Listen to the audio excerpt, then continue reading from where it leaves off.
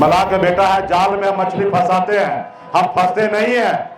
तो भाजपा मानने लगा है कि बिहार में नीतीश कुमार फैक्टर नहीं है, अब बिहार में मुकेश सहनी फैक्टर बन गया है। हाजीपुर लोकसभा हराने के लिए तो आप हरा सकते हैं, आप वैशाली लोकसभा चाहिएगा हरा सकते हैं, आप समस्तीपुर चाहिएगा तो हरा सकते हैं। देश के चलाने वाला प्रधानमंत्री एक है, फिर हमारे साथ भेदभाव हो रहा है। आज जो हम लड़ाई लड़ रहे हैं कि निषाद को आरक्षण चाहिए, ये कोई नई लड़ाई नहीं है। दिल्ली में निषाद के सभी उपजाति को आरक्षण मिल रहा है, लेकिन बिहार में नहीं मिल रहा है।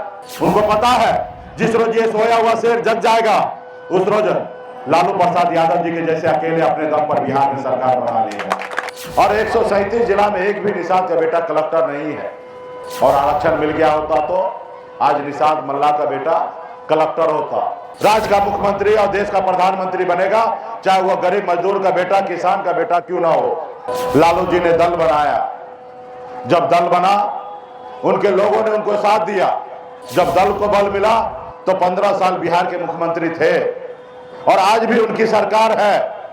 उनके लोगों ने उनको साथ दिया, इसलिए वो बिहार का मुख्यमंत्री बने। लोग चांद पे घर बनाने के लिए सोच रहे हैं, लेकिन आज भी हमारे लोगों के लिए रहने के लिए घर नहीं है। फिर मैंने दूसरा संकल्प लिया कि अपने समाज के हक अधिकार के लिए लड़ाई लड़ेंगे। सम्राट चौधरी को आगे किया और सोचा कि सम्राट चौधरी के कंधे पे बंदूक रखकर नीतीश कुमार को खत्म करेंगे, क्योंकि बिहार में नीतीश कुमार फैक्टर है। हम अगर समर्थन नहीं देते तो बिहार का मुख्यमंत्री नीतीश कुमार जी बिहार का मुख्यमंत्री नहीं बनते। निषाद के हक अधिकार के लिए हम लोगों ने निकाला है, अभी 40 दिन हुआ है, अभी 60 दिन और बाकी है। ये वैशाली में दूसरा दिन है, कल मोतिहारी वाल्मीकि नगर में कार्यक्रम था, परसों बक्सर में होगा। इसी तरीके से पूरे बिहार में घूम रहे हैं, अपने लोगों को जागरूक कर रहे हैं कि इस आजाद भारत में अगर सर उठा के जीना है, मान सम्मान अधिकार के साथ जीना है, अगर आप चाहते हैं कि आपके बच्चे बेहतर जिंदगी जिए, आप चाहते हैं कि जितने तकलीफ के साथ आप जिंदगी जिए हैं इससे अच्छा जिंदगी हमारे बच्चे जिए, तो इसके लिए 2 काम करना पड़ेगा। एक रोटी कम खाइए, अपनी जरूरत को कम कीजिए, लेकिन अपने बच्चे को पढ़ा लिखा के काबिल बनाइए। जब तक समाज शिक्षित नहीं होगा तब तक कोई भी समाज आगे नहीं बढ़ सकता है। इसलिए आप बच्चे को पढ़ाइए लिखाइए, अपनी हर जरूरत को कम कीजिए। अगर आप झोपड़ी में हैं तो झोपड़ी में रहिए, लेकिन बेटा को पढ़ाइए, और जब पढ़ लिख लेगा आपका बेटा, आपके बच्चे पढ़ लिख लेंगे तो एक ना एक दिन आपके लिए झोपड़ी से महल बना के दे देगा साथियों। और दूसरा, अपने अधिकार के लिए संघर्ष कीजिए, आपका जो अधिकार है उसके लिए लड़ाई लड़िए। आज जो हम लड़ाई लड़ रहे हैं कि निषाद को आरक्षण चाहिए, ये कोई नई लड़ाई नहीं है, ये कोई नई मांग नहीं है। ये भारत के संविधान में निषाद को आरक्षण दिया हुआ है। एससी का आरक्षण हमें लागू है, लेकिन बिहार में लागू नहीं है। आज आपके ही भाई को बंगाल में निषाद समाज के सभी उपजाति, बीन, बेल्दा, नुनिया, मल्लाह, चाय, तियर, बनपर, निषाद के सभी उपजाति को बंगाल में आरक्षण मिल रहा है, एससी का दर्जा मिल रहा है। दिल्ली में निषाद के सभी उपजाति को आरक्षण मिल रहा है, लेकिन बिहार में नहीं मिल रहा है। देश एक है, देश संविधान एक है, देश के चलाने वाला प्रधानमंत्री एक है, फिर हमारे साथ भेदभाव हो रहा है। जबकि बिहार, बंगाल, उड़ीसा, झारखंड ये सब पहले एक ही राज्य था, लेकिन आपने अधिकार मांगा नहीं, उन्होंने दिया नहीं। कोई नई आरक्षण नहीं मांग रहे, ये आरक्षण ऑलरेडी भारत में निषाद को मिला हुआ है। हमें यहाँ पे ओबीसी में रख दिया है। काश अगर 30-40 साल पहले समाज के लोग मजबूती से लड़ाई लड़ते तो आज समाज को आरक्षण मिल गया होता, और आरक्षण मिल गया होता तो क्या लाभ मिलता आपको मैं बताता हूं। मैं यूपी में घूमता हूं, बिहार घूमता हूं, झारखंड घूमता हूं, मैं देखता हूं कि तीनों राज्य में 137 जिला है, और 137 जिला में एक भी निषाद का बेटा कलेक्टर नहीं है। अगर आप लड़ाई लड़ते तो आरक्षण मिल गया होता, और आरक्षण मिल गया होता तो आज निषाद मल्ला का बेटा कलेक्टर होता, एसपी होता, एसडीओ होता, बीडीओ होता, डॉक्टर होता, इंजीनियर होता। लेकिन आपने लड़ाई नहीं लड़ा। इसका दोषी कौन? इसका दोषी वो जो पहले सरकार में था, या आज जो सरकार में है वो दोषी है। और एक दोषी आप और हम हैं, क्योंकि हम अपने अधिकार के लिए, अपने बच्चे के भलाई के लिए हमने संघर्ष नहीं किया और लड़ाई नहीं लड़ा। पहले, आजादी से पहले राजा के घर में बच्चा जन्म लेता था तो राजा बनता था। लेकिन बाबा भीमराव अंबेडकर ने आजादी के बाद हमें एक लोकतंत्र दिया, एक संविधान दिया, और उन्होंने बताया कि अब जरूरी नहीं है कि राजा का बेटा ही राजा बनेगा। अब जो है अपने वोट के दम पर राजा बनेगा, राज्य का मुख्यमंत्री और देश का प्रधानमंत्री बनेगा, चाहे वो गरीब मजदूर का बेटा, किसान का बेटा क्यों ना हो, या निषाद मल्ला का बेटा क्यों ना हो।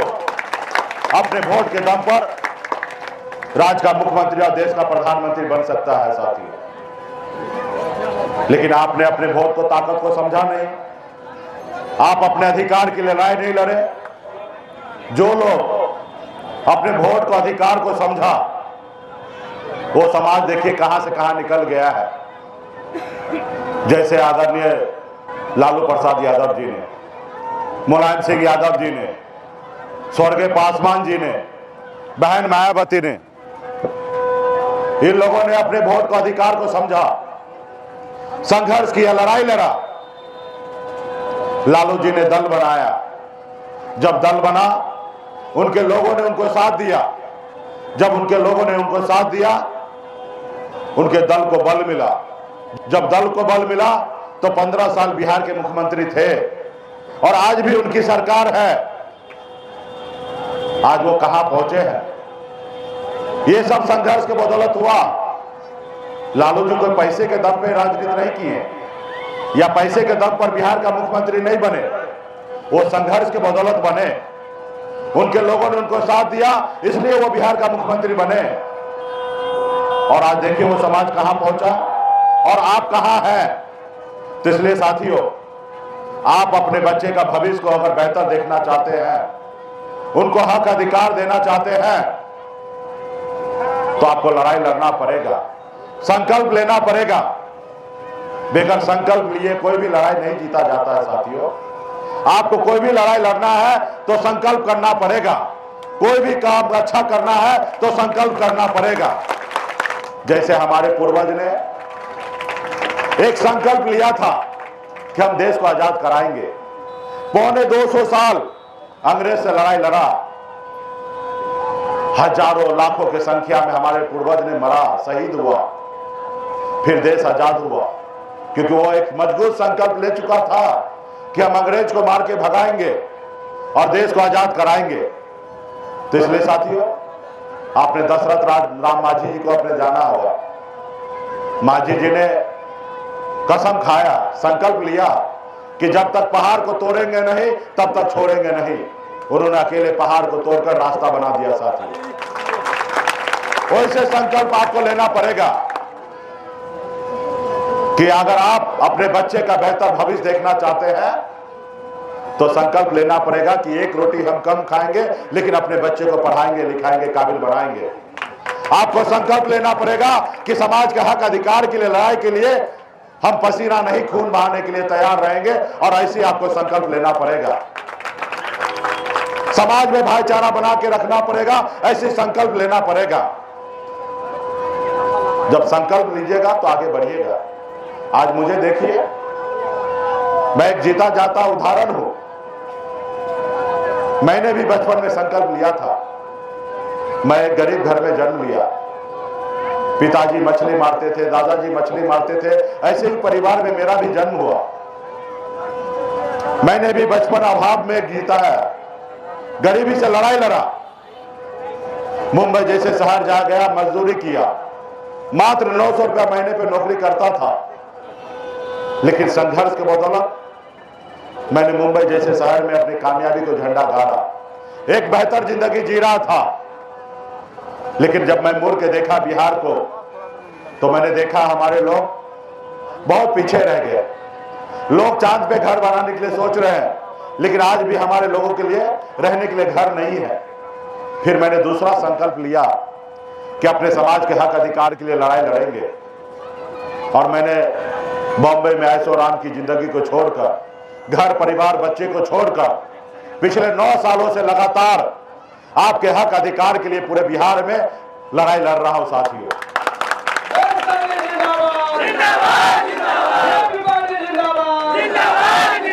आज हमने जो निषाद को आरक्षण दिलाने का संकल्प है वो भले पूरा नहीं हुआ है, लेकिन हमने कम उपलब्धि हासिल नहीं किया बिहार में।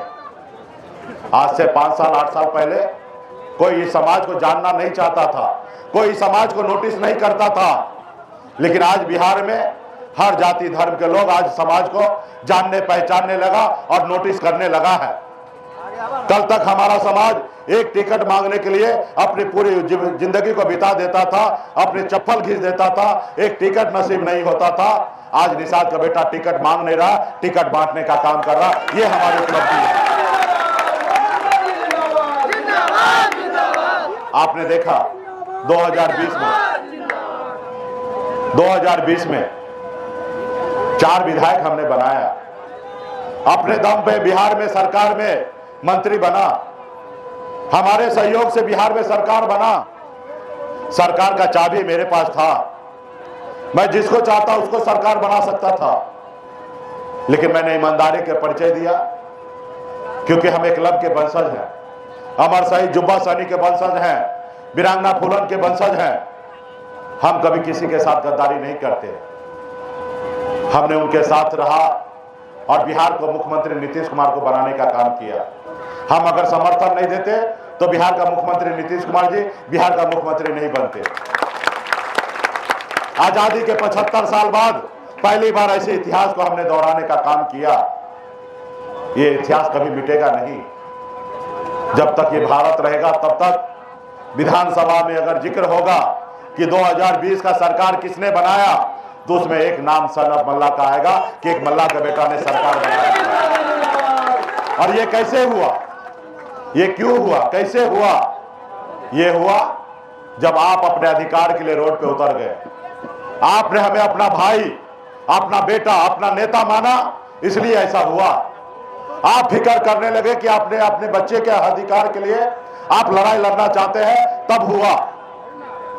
जैसे मैं बॉम्बे से आया, अगर आप हमें एक्सेप्ट नहीं करते, आप हमें प्यार नहीं देते, सहयोग नहीं करते, तो मैं लौट के फिर बॉम्बे चला गया रहता। आपने हमें सहयोग किया, आपने कहा कि सन ऑफ मल्ला आप आगे बढ़ो, हम आपके साथ पीछे से खड़े हैं। फिर मुझे शक्ति प्राप्त हुआ, मुझे खुशी प्राप्त हुआ कि हम जो लड़ाई लड़ रहे हैं उस लड़ाई में आपका साथ मुझे मिल रहा है। और फिर मैंने लड़ाई लड़ा और आज लड़ाई इस नतीजे पे पहुंच चुका है। ये यात्रा सिर्फ 40 दिन हुआ है और 40 दिन में ही दिल्ली का सरकार जो है ऐसे ऐसे हिलने लगा है। आज उनको समझ में नहीं आ रहा है कि मुकेश सहनी से हम कैसे लड़ाई लड़ेंगे, मुकेश सहनी से कैसे निपटेंगे। आपने देखा कि इससे पहले, लाइए भाई लाइए, बहुत दम लगाना पड़ता है।